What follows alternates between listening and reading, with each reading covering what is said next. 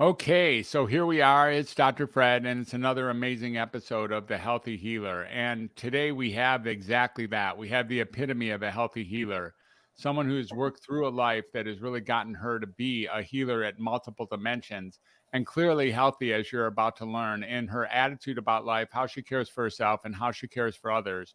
And that includes her family members, her loved ones, and the people who come to her to get assistance to heal on their own.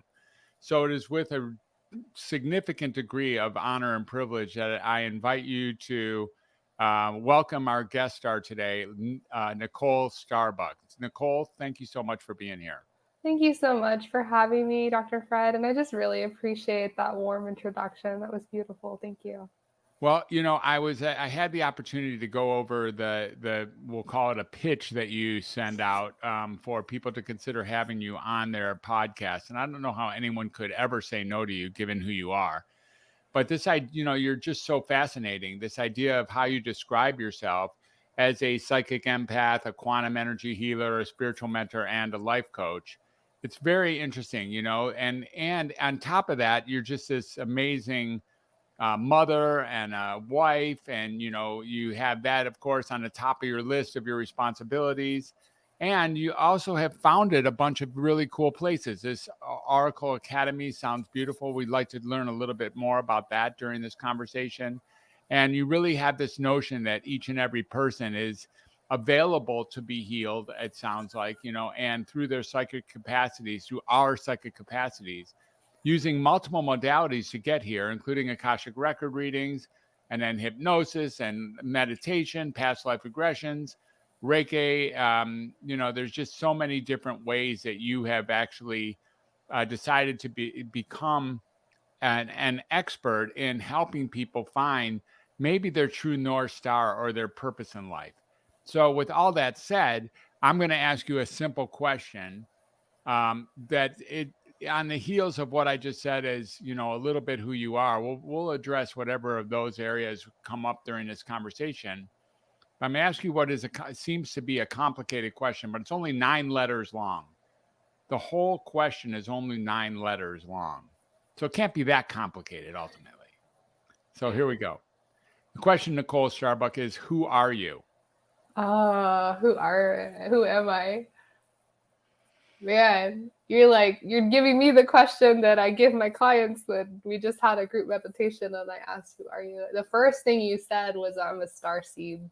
I'm a spiritual being having a human experience. And this whole lifetime is not just a learning, but a remembering of who I am and what I'm here for and what I'm meant to be doing in this world.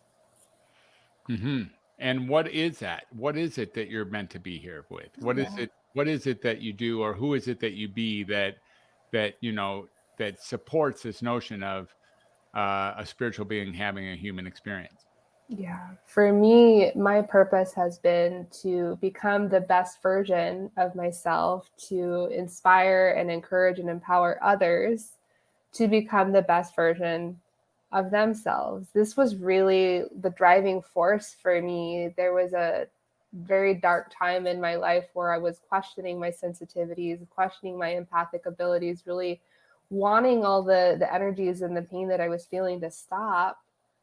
And the thing that kept coming through was, you're here to help people. You're destined for greatness. You're here to help people. And there's purpose in the pain, and everything happens for a reason. And if you can help even one person through that journey, through what you're experiencing, then it will have all been worth it, because that means then you can go and you can help someone else. That's beautiful. So, give us an example of, like, you mentioned you had your dips and turns prior to becoming this person. Yeah. Like, it sounds like you had a pretty dark dip, perhaps a challenge in life, or maybe several of them. Are you are you comfortable sharing a little bit of that? What led up to you realizing that you had these, not only a healing energy, but a healing, it sounds like a healing responsibility for humanity, like who you are is accountable and responsible for helping others heal. Yeah. So to answer that question, we actually need to go way back over 25 years ago. So I first discovered my spiritual gift and ability when I was 9 years old. Some people call it the gift of prophecy. I call it psychic intuition.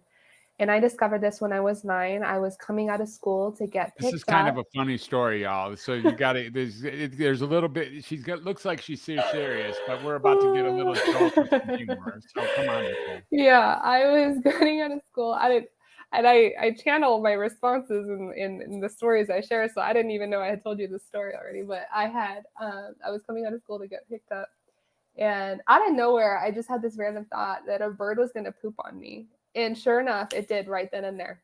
And I remember looking down at my arm, thinking, "Oh my gosh, this is so disgusting!" And oh my goodness, I just predicted this, and I'm freaking out. And I go to the bathroom and I wash it off, and I just like kept it to myself because I mean, what do you say? I just predicted this thing happening. And ever since then, I would get these prophetic dreams. I would have these premonitions, and I would make these predictions, and they would come true. Hmm. And so imagine being 9 years old and all these things are happening. You would get these visions, and then suddenly they come true the next day or later that week. And I started to get kind of scared and confused and also kind of excited, but I didn't really have an environment to develop that. So I come from a fairly conservative religious household, and I was told that things like this were evil, that it was witchcraft, I was going to go to hell. And so I was like, okay, let me not like talk about it because it's kind of scary, right? And so I ended up having a lot of anxiety growing up into my teenage years and in my young adulthood because I would get these visions, these downloads, and felt like I couldn't control them and felt like I couldn't do anything about the outcome. And then because I wasn't given that opportunity to be in alignment with my authentic truth, who I am as an empath and a highly sensitive person, as a psychic, I ended up having a lot of depression. And then this all combined to lead to disease or dis-ease in my body. I was literally not at ease with myself. This resulted in chronic illness. And because I kept trying to push myself into a box, stereotypical belief of the quote unquote American dream of go to school, get good grades, get a good job, everything will be fine. It was not fine. I ended up in the ER with a panic attack, which was my first spiritual awakening. And that to me was a wake up call that something needed to shift, something needed to change. I know that people do take psychiatric medications, but that just didn't resonate with me, didn't align with me. And so I really went all in this journey of personal growth and development, doing mindset work, affirmations, listening to helpful podcasts, listening to books and reading books. But I felt like there was a component missing. There was still something missing, and it was the soul, it was the spirit, the tuning into my gifts and really developing my gifts, and not just for myself, but sharing that with others. So Hmm. that really propelled me into doing psychic work professionally. I started doing readings online and actually made a pretty good living doing that, replaced my job income doing that. But what I realized is it was just addressing the symptoms still. People would come to me from with this anxious place of wanting to know the outcome, wanting to control the outcome, and wanting healing for their bodies, not realizing that they were also highly empathic and highly sensitive, and also had psychic skills, and also had clairsentience, which is clear feeling. And then they were just holding on to these feelings, not filtering them out. So then I felt called to create a space where people could learn and develop these in a safe way so that they didn't have to be reliant on me as a third party or other psychics or other healers, and they could do this for themselves. Hmm. Very interesting. So, what is it that you do if I was to kind of believe you as the clairvoyant and you as the psychic, you as the empath, and I came to you for your services because I want to know like what's going to happen, which way is my life going to go, what should I know about? And while I'm doing that, you're kind of thinking that I already have the skill set to answer these questions for myself. I already have the capacity to be the empath and the psychic that you are. And it sounds like part of the healing journey when someone comes to see you for assistance, you know, if some of you see Nicole for assistance, is for you to help them see that they can be their own healer or that they can contribute to their own healing. Is that right? That that's a Yeah. primary piece of what you do? Yeah, exactly. So what I tend to see in people's fields is I look at it like a web of possibilities. If you go this way, these possibilities are open to you. If you go that way, these possibilities are open to you. And I tend to see what's for someone's greatest good and highest potential. So what typically happens when I'm connecting with someone's energy is their higher self or their guides will come in and say, this is the plan that we created for Dr. Fred, but it's free will. He has complete free will to do whatever he wants. So then I go and I say, okay, this is what came through. This is the vision of what is possible for you. But that's your choice to make. Just because that's what I'm seeing doesn't mean that that's what you have to do. And the same with healing is, this is what's coming through as the roadblock or resistance as to why you're not creating, this particular outcome in your life. But you have to have that readiness and that willingness to dive deep. Like, we can do a Reiki healing session, we can do a light code activation, but unless we actually address the root cause of where that pain comes from, usually going back into childhood, but unless we actually address the root cause, we're going to keep creating that cycle. The symptoms are going to keep coming back because you haven't actually resolved the thing that led up to it in the first place. Mm-hmm. And in order to resolve it, are you saying that the person and like the client or the customer needs to incorporate a certain sense of their own level of empath capacity, or their, in order to actually resolve it? Do I have to pick up on the fact that I am maybe a greater light being than I know myself to be? I love this question. I think there does need to be a degree of agency and responsibility. So I can absolutely do a remote distance healing session. I've done them before, and I do a little write up and I type out what I found and what I did. But I found myself leaving them with action steps. This is what came through. This is what I did. And this is what spirit is calling if you want to actually keep these results and not have this continue in your life. So there is a degree of that inspired idea, that aligned action step for you to continue to keep and maintain this result, for sure. Yeah. And so that comes when you do your readings. You send them what, a videotape of the work you did, and then a report, or how does that usually go? Yeah, it was a written report, and that's why I really prefer doing a live session or face to face. It can be via Zoom, but what I've been doing, instead of me just going in and doing it for you, and I want to be really clear, as a holistic healer, it's not me doing the healing like I have all the power. I really look at myself as a vessel, as a channel, that I open myself up and I'm a conduit. So I am channeling your higher self, your guides, my higher self, my guides, and I'm allowing that energy to flow through me, through my voice, through my hands, through the energy in the space that I'm holding. And what this does is it activates and amplifies your energy and your healing capacity, so that you can then do the healing for yourself. I'm just a guide. I'm just a facilitator. And what I do in these sessions is I will actually show you how to begin picking up on these energies for yourself, so that you can heal and resolve them for yourself. So 2 issues that I get a lot of in my world are reproductive issues for women and stomach issues for both men and women. And so we'll actually go in, and we'll do a little meditation. We'll ground our energies into the deep earth. So we're not just drawing on our own system for support. We're actually pulling in earth energy, grounding energy, safety, security. It's okay. It's safe to be in your body. We'll then, keep doing the breath, and we'll actually visualize our branches going out into the sky. So now we have this beautiful tree imagery of being connected to the earth below and the sky above. Again, breathing in peace, calm, tranquility, breathing out any negative energy or anything that's no longer serving us. And then usually if we're doing a full recalibration, we'll go from all the bottom chakra to the top. If anyone's not familiar with the chakras, it's Sanskrit for wheel. So there's energy centers in the body going down from the base of our pelvis all the way to the top of our head. And we start at the bottom because people will come to me, they say, I want to activate my third eye, which is the psychic intuition right here in the forehead. I'm like, oh dear, honey, we got to start below, because if anything's not aligned below, the top isn't going to work. So we usually start from the bottom. But if they're coming to me with an acute issue, say stomach pain, it's a big one. I get a lot of stomach pain. I often find that it comes down to control issues of wanting to have the answers or wanting to control the outcome. But I invite them, and this is how I help them to develop their capacities, is what does that feel like? Like, where do you feel anxiety in your body? right? Where do you feel tension in your body? So, oh, it's my stomach pain. I have stomach pain all the time. I have gastrointestinal issues. Okay, let's tune into that space. Let's bring our awareness to that space, to the gastrointestinal issues.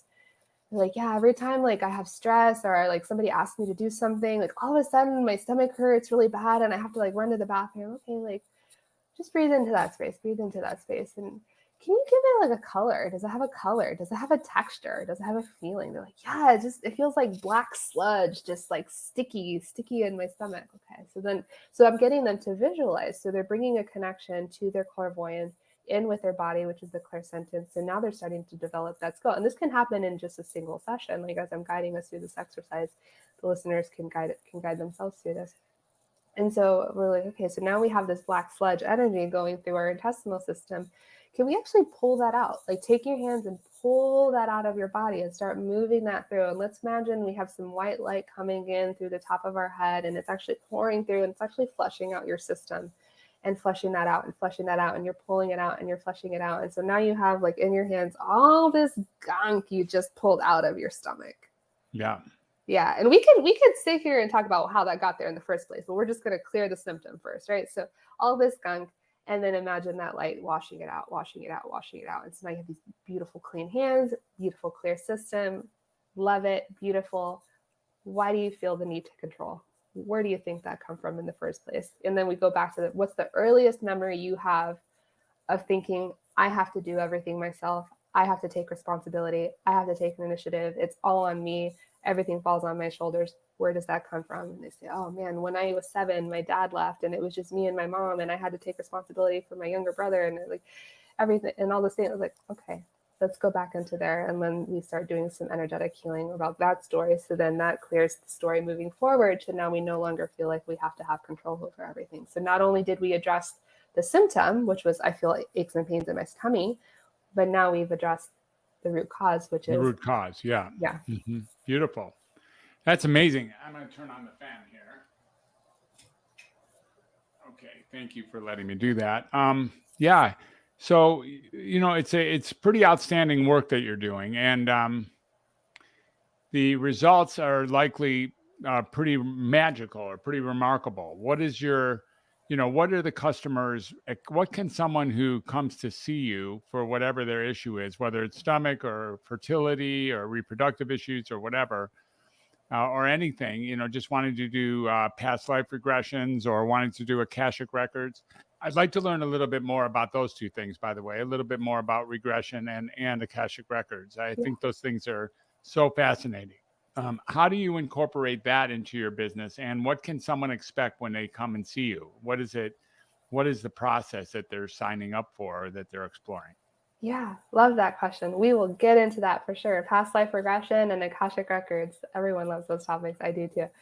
So the basic framework that I have is, where are you now?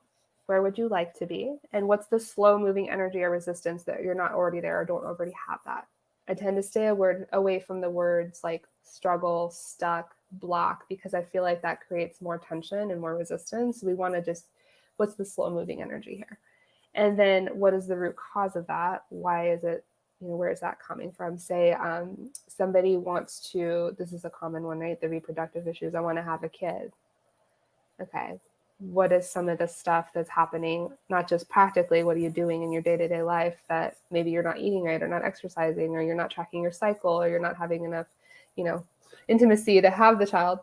But also, are you actually open to giving and receiving love? That's a big one. Do you actually trust your partner to be a good parent for your kiddo? Is there any sort of trauma or abuse that would be closing off this part of your body to where you're actually resisting taking on new life? Do you have a belief that it, it's worth bringing a new soul into this world, right? And then we can look at the ancestral stuff as well. But I've used this energy healing. You were asking what are some of the results that I've seen. I used it for myself. So I got diagnosed with endometriosis earlier on in my journey in my 20s. And then later on in my later 20s, they told me I had an ovarian cyst because I still was having a lot of pain. And it wasn't just endometriosis, it was an ovarian cyst. And they said that I was going to have a hard time having kids. They're like, good luck. I know you're still young, but good luck. I'm like, well, forget that. Like, I've waited 10 years to have kids. I want kids, right? And so what I did was an energetic healing on myself. And I was my guinea pig. This was before I started doing this professionally. I did it on myself. So I got into this meditation and I was using binaural beats that were geared, different frequencies have different healing properties. So this one was specifically geared towards womb healing. And I went in and I dropped into my body. And as a clairvoyant, I could see my womb space. As a clairsentient, I could feel my womb space. And it was kind of like psychic surgery, but I went in kind of like with a visual scalpel and went in and like removed all the scar tissue that had built up in my body. And this was layers. This was layered, like, because I would see, it would start to reveal to me these visions of how I had been shielding myself from love, protecting myself from fully receiving love, from denying myself motherhood because I had a scare of bringing, new life into a seemingly scary world, right? And so I was shaving away the layers, shaving away the layers, shaving away the layers, energetically, but also physically, right? So this is doing something in my body to clear all that tissue out of my body. And then I went into the cyst, and again, removing it and clearing it and allowing that to come through. And I did this for myself. And I kid you not, 2 months later, I got pregnant right away. And then I was able to take this and use it for my clients as well with great results. It seems like there's nothing better to teach us how to be healers than to be healed ourselves. The name of this podcast is, the healthy healer. Yeah. And what that implies is that at some point, really effective healers had to find a way to get themselves healthy in order to become effective. Yeah. In many of your stories, we have an opportunity to see that you actually perform these particular skill sets on yourself. Like you learned about it and then became a teacher, a leader, or a facilitator for other people, women in particular, but it seems like for anyone who comes to you with any kind of issue, you're available to help them through their healing pathway. Yeah. And oftentimes it's on the shoulders of you having healed yourself through various means or through various traumas. Do you think that it's important as a healer to have gone through a significant amount of trauma or to have actually healed yourself in order to be additionally effective? Yeah, I feel the weight of that question like right here in my heart, because I've often questioned that about myself. Like, am I worthy of being a healer? Because I actually don't have big T trauma. Like nothing ever bad happened to me in the sense that I was never abused as a child. I don't have any violence against me. That never happened to me. And so like, who am I to go in and heal people? And what somebody shared with me that really hit home is actually, I get to be an example of what it looks like to be happy and healthy and whole. That I don't have to have personally experienced that kind of trauma to help others through it. And instead I can be an example of, hey, this is what it's actually normal. It's not normal to have big T trauma. But to answer your other part of your question, do you need to be completely healed in order to heal others? I believe that one only needs to be one step ahead of someone else to guide them through that step. And I will be the first to admit if something is outside of my area of expertise, then I can be, hey, that is more than I have personally done or experienced or have read about or taught on. But here's a friend, here's a colleague, here's another resource that can help you out with that. Mm-hmm. But if I'm just, even if I'm just one step ahead, and I literally mean like one step ahead where something could have happened to me yesterday that I'm thinking, why am I going through this, right? Like, why is this slow moving energy right now? And then the next day I get on a call with a client and she's like, man, I'm going through this slow moving energy. And I just have experienced that the day before and I shifted through it. That's all you need. Right. Yeah, it seems like that whole idea of sort of like surprise. Why is this happening today? It's happening today in order to prepare me for tomorrow. Like in some ways, why did that bird poop on your arm? And we all thank that bird for having done that, because that who knows how long it would have taken you to realize who you are for the world. Yeah. Yeah. That's really wonderful. What is it? When you are in the process of assessing someone for whether or not they are a good candidate for you, what are some of the questions you're asking them to see if there's a good fit? I love this. One of the questions I ask is, are you ready to wake up? Are you ready to go down the rabbit hole? Because there's really no going back. Once you activate that, it's on. And you can try and cover it up and hide it, but it's on. And I liken it to, if you've ever seen or heard about the Matrix, where you take the one pill, you wake up, you take the other pill, you go back to sleep and pretend like everything's hunky-dory, right? Like once you take that pill and wake up, that's it. There's no going back. And so are you really ready to embrace that? Because you will get prophetic dreams, you will have messages from spirit, people are going to tell you you're crazy, and you have to trust and believe that this is the path for you. And I have had some people say, you know what, actually, I'm just going to pretend like I don't have this gift and I'm good. Like, okay, that's your choice. Go ahead. And then I get people who are like, heck yes, turn it on. Let's go. I'm so excited. So I get both of that. And then the other question is, are you willing to do, and I don't love this word, but are you willing to do the work? Right. Because it's not easy. And sometimes we get into this thinking it's going to be all sunshine and rainbows, and it's not. And then they're like, well, actually, it was easier when I was still asleep. Yeah, because you're asleep.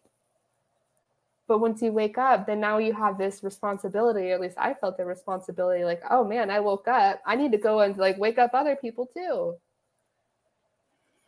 Yeah. Beautiful. And so, are you ready? Are you willing to do the work? Are some of the questions. And does someone ever think they're ready for you, but you think they're not ready for what you have to offer? Has it ever happened that they were hoping they were ready, but in your assessment, you decided that maybe they weren't as ready as they thought? Yeah, I've had to let some clients go that were in an aligned fit because they get all excited about psychic development and clearing their love lines and like improving their intimacy and their relationships, but it keeps coming up. Hey, we have this fear of rejection, and you're letting people get away with stuff in your life that isn't in alignment with your core values because you're just afraid of being alone, and calling them out on that. But like, if that happens, call after call after call, and you're not actually taking the inspired action seriously, and you're not actually taking steps forward, I can't help you, because I can't make you change. And we can do all the guided meditations and we can do all the hypnosis and the light language, but if you're just looking for that quick fix and you're not actually like willing to make a change in yourself, then why am I here? Because I'm here to be that guide and that facilitator to hold space for you. But I mean, that's an expensive call with a friend then. That's the case, exactly. Right? Like you have girlfriends for that, not coaches. So yeah, that's definitely happened. It hasn't happened often. Most people that I vibe with that want to come work with me are ready, and they're like, yes, please, Nicole, I want the shifts, and we get in there, and it's radically transforming. Like I have gals that I've only been working with like 2-3 weeks that, I mean, they have misaligned relationships that they've ended. They've had jobs that they've upgraded. Like I have one gal, she ended a relationship that wasn't in alignment. She got a promotion at work, and now she's moving to her dream place. Wow. In just a few weeks because That's of the fantastic. shifts. Yeah.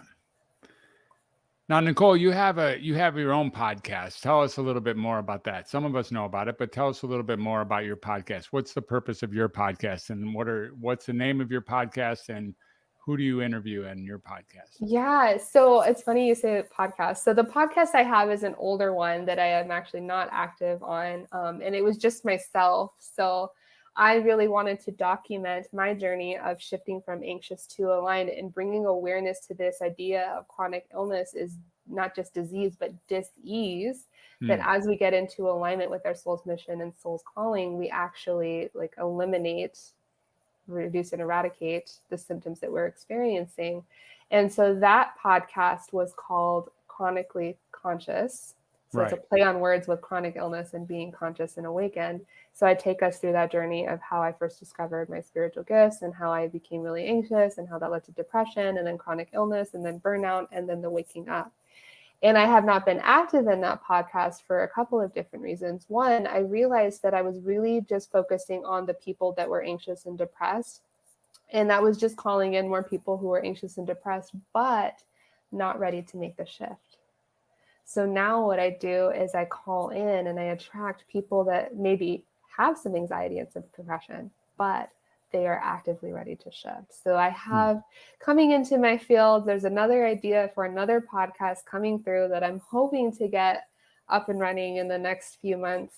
But what I would like to do with that one is actually bring in other psychics, other healers to hear their stories and their perspectives on how they became the psychic and the healer to inspire, encourage, and motivate other people to step into their gifts as well. Right. And that's a really great model. I totally see that. And perhaps I can be a guest on that show. But the obvious thing here is there's something about interviewing guests that are you can interview your client, of course. You can interview your customer and actually in some ways display your work on real time inside of some of these podcasts. Have you ever thought about that as a format? I thought about that too. Yeah, I've been thinking around with that too, for sure. Yeah, it's a really interesting way, to for us to get a little view of what it is that you do. And, you can certainly get people who are interested in becoming customers to be even more interested when they see the effectiveness on real time. And also, given all of your multiple modalities that you have, from Reiki to regression to, um, star codes and hypnosis and Akashic records and all of that you have in your expertise list. It's probably pretty fun to watch you sort of interchange and go in and out of whichever one you're using at any various moment.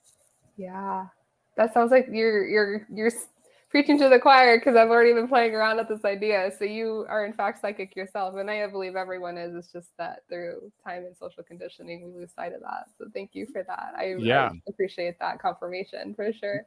yeah, yeah. It'd be really great. I think it would do very well. I think a podcast or a channel, at least a podcast, would do, I think, very well if that was its emphasis. So, what else is there? What else is going on? Like, what's going on in this world that has us be so out of line, so misaligned? What so duplicitous with each other, or so dismissive of each other? The lack of peace and trust, the lack of groundedness that seems to be at the heart of the divisiveness and um, the tendency for people to abandon their friends and their families for, very odd and, otherwise maybe like experiences that never had been experienced in time, family members who, no longer are talking to each other, or ex-friends based on differences of opinion or differences of political stature or any kind of orientation. What's going on? What is the collective problem with the world as you see it, given everything? If you could, tap your skills, your clairvoyant skills into a unit called humanity, what would you offer them? Yeah. Oh man, as you're talking, I'm feeling it in my tummy, like all the all the collective like junk that's happening in the world.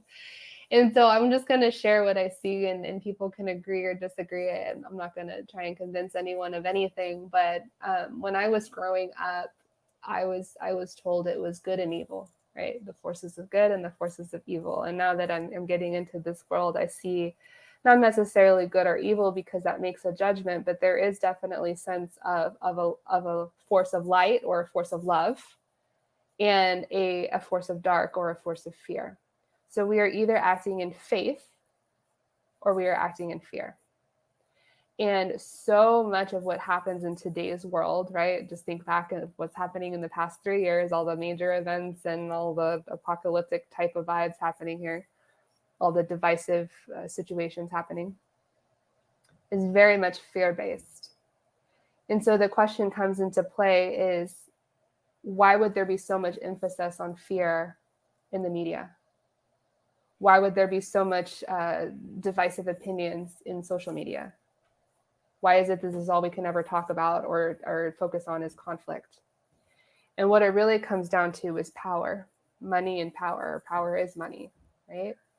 And if we are in tune with our intuition and we are in tune with our power and we are like so aligned with our soul's mission and life purpose that not only are we pursuing that, but we're actively vocalizing it and sharing it and proclaiming it, these systems and structures that are in place, the news, the media, the school system, even religious constructs and structures, political systems, they don't have power over us. They can't tell us what to do. They can't tell us how to think. They can't tell us how to spend our money or our time or our energy or our resources. We become a liability.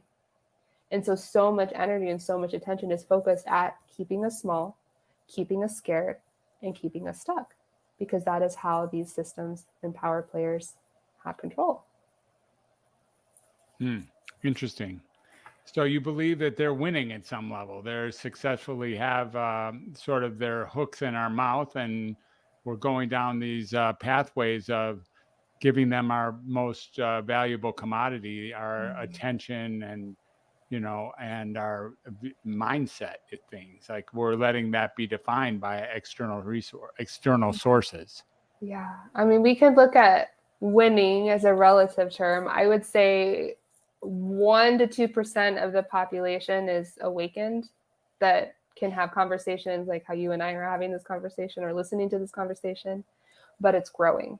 So we can look at that as, well, that's 98, 99% of the world that's in this system, in this structure, that's asleep, right? And we can look at it that way, or we can look at it, on the flip side, the positive is, yeah, we're 1 to 2% strong and we're growing, and we will be triumphant and we will wake up the other people that are ready to wake up, right? And I think there will be a point where us as the minority actually become the majority, maybe not in this lifetime, because you think this spiritual battle could be hundreds, if not thousands of years old, if you want to get into reincarnation in past lives. But we're growing, and there's going to be a day when that flips, and the people that don't believe in a higher power, and the people that don't believe in energy healing, and the people that don't believe in psychic intuition are going to be the minority.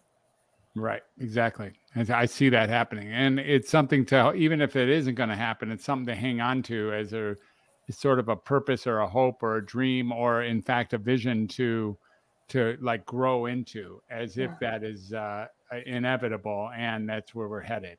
Yeah. So when the future looks dark, what should someone do to, sometimes the future can look pretty bleak, and there's a lot of evidence in the world for it being bleak. That we're going to hell in a handbasket at some level. Do you have any easy fixes for someone before they get to your office that we can tell the community on how do they work with that mindset that the future doesn't really even look like it's worth living into? Well, my first question would be is where are you getting that information or that perception? Because if you're watching the news, watching the media, then of course that's going to be your opinion that everything is bleak and what's the point, right? But if you are actually wanting to tune into your intuition and hear from source and from spirit, my first piece of advice would be to cut that out. I personally don't own cable TV. I don't watch the news. I am very careful about how much time I spend on social media. It's literally only to respond to messages from inquiries from people or from friends, or to be in my Facebook group for my community. And I have to watch the scroll, right? Because they make it so appealing to just scroll and scroll and scroll, and you start seeing all the stuff that's happening in the world.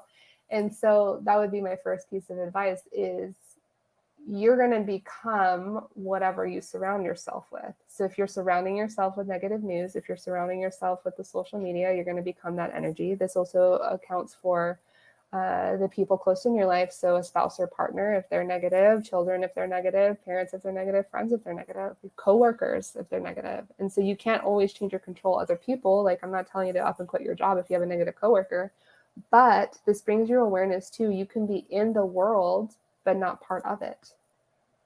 Right? And you can start to energetically protect yourself. If you believe you're a spiritual being having a human experience, you start to see yourself not just as this big force outside of yourself, this other, being outside of you, but you are the light, and you can use that light to create a barrier around you to protect yourself so that people can't affect you. You don't let that voice in. Mm-hmm. Yeah, it's a very good strategy. That makes a lot of sense. Thank you. Yeah. Nicole, how can people find you if they want to learn a little bit more from you, or they want to just follow you, or they want to maybe even hire you? Where do people go to find Nicole Starbuck? Yeah, you can find me online. I'm on Instagram. So instagram.com/Nicole.Starbuck, Nicole dot in the middle, last name Starbuck, like the coffee, but without the S at the end. And then I also have a free Facebook group called The Conscious Collective, which is for other mystics, empaths, and healers. So come and play. And that is facebook.com/groups/Oracle Academy. I will spell Oracle because it is a play on words. It's spelled like aura, AURACLE Academy. So Beautiful. facebook.com/groups/Oracle. And you say that's a free group for That people, for is, self-proclaimed yeah, healers? yeah, It's beautiful. Awesome. yeah. All right, Nicole, if you had one last thing that you wanted to tell people, if you really wanted to send a message out there that each and every human should know, either about themselves or about humanity or about the times, do you have anything planned to answer that question? What would that one thing be?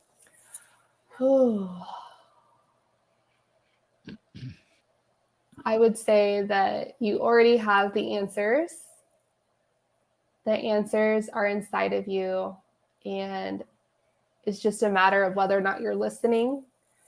And to take that a step further, remember I said cut out the noise, but to take that a step further, not just listening, but taking aligned action towards what you're receiving. Beautiful. That makes a lot of sense as well. I'm sure that really hits home, and I really appreciate it. I really appreciate everything you're up to. You're kind of a different kind of healer, and that's what we look for here. You're not very conventional in your approach as far as how conventional goes. And that's great because it allows you to actually be effective instead of being someone who is just, built on containing or slowing the deterioration. You're actually here to heal. And I totally appreciate who your essence is. And thank you so much for presencing us with you today, and allowing us to get a little taste of what you're up to. Thank you so much, Nicole Starbuck.